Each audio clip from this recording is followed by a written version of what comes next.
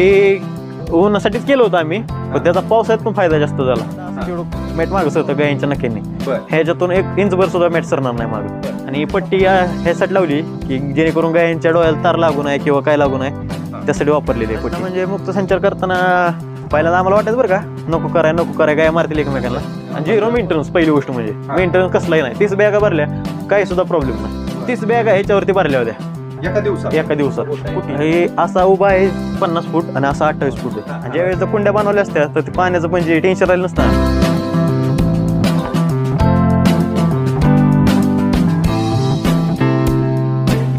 शेतकरी मित्रांनो नमस्कार.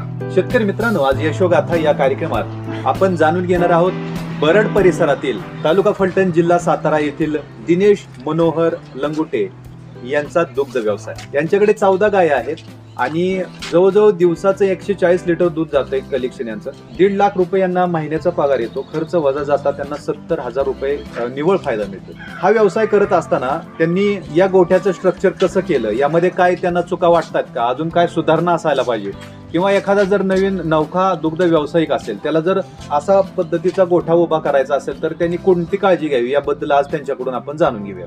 नमस्कार दिनेशराव. नमस्कार. तर दिनेशराव, आता आपला हा जो दुग्ध व्यवसाय या स्ट्रक्चर विषयीची माहिती आज आपल्या शेतकरी मित्रांना द्या. पहिल्यांदा मोठा गोठा केला होता त्यावेळेस आमच्याकडे एक चुकलं की ह्याच्यात कुंड्या बनवायला पाहिजे होत्या पाण्याच्या आणि पाईपलाईन करायला पाहिजे होती, जेणेकरून गायीने तिथं खाल्लं गेलं की तिला पाणी पिता आलं पाहिजे. असं बनवायचं होतं आमचे. आणि ते काय राहिलं ते राहिलं. सगळे दावून बनवून झाल्यानंतर आमच्या लक्षात आलं की बाबा असं बनवायचं होतं आपल्याला म्हणून. मुक्त संचारचं एवढं पहिलं नियोजन नव्हतं ना. मुक्त संचार नव्हतं म्हणून आम्हाला हे काय करावं लागायचं, पूर्ण साफ करावं लागायचे आणि ह्याच्यात पाणी सोडून गोरान ठेवावं लागायचं दिवसभर. आणि परत ते सोडून द्यायचं, परत सोडून द्यायचं संध्याकाळी, परत ते साफ करायचं, पुन्हा खाय टाकायचं, पुन्हा सकाळी तेच करायचं आणखी. अरे बरोबर, कष्टाचं स्वरूप जास्त होतं. हा, तिथं ताप वाढला होता. आणि ज्यावेळेस कुंड्या बनवल्या असत्या तर ते पाण्याचं म्हणजे टेन्शन राहिलं नसतं. बरोबर, कुंड्यांना सेपरेट पाईपलाईन गेली असती आणि खायला टाकून गायींनी खाऊन पाणी पिलं असतं तिथले तिथं. बरोबर, म्हणजे तुमचं पाणी दाखवण्याचं आणि गायींना वेळेत पाणी मिळालं असतं. हा, वेळेत पाणी मिळालं असतं. बरोबर. तर आता मग आज काय सोय केली पाण्याची? आज आता मुक्त संचार केल्यामुळे ती टेन्शन कमी झालं ना पाण्याचं. बरोबर. आता गोटाच मोकळा राहिला आपला, सगळ्या गाय राहिल्या खाली आणि पाणी ती मनाला वाटेल तेव्हा पाणी पितात. बरोबर. आता हे जे स्ट्रक्चर केलंय तुम्ही, तर हे किती वर्ष झालं केलंय आणि याला खर्च किती आला? ह्या गोट्याला मला 2 वर्ष झाली. ह्या गोट्याला ह्या गोट्याला त्यावेळेस 2.5 लाख रुपये खर्च आला होता. 2 वर्षापूर्वी. आणि आता दिवसेंदिवस ते विटाई मागलेत त्यामुळे आता जास्त पर्यंत जाणार बजेट. बरोबर.